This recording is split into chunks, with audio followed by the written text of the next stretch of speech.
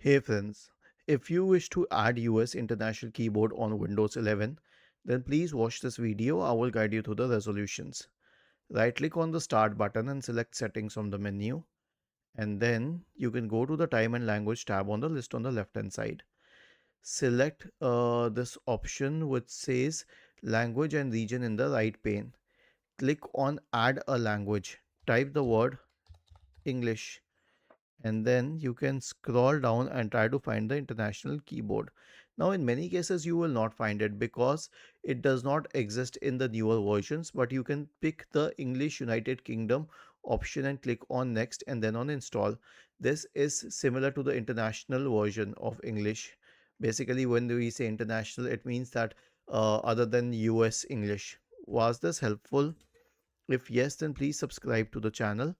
If not, then let us know in the comment section of the video on how we could help you further. Thank you for watching this video and have a nice day.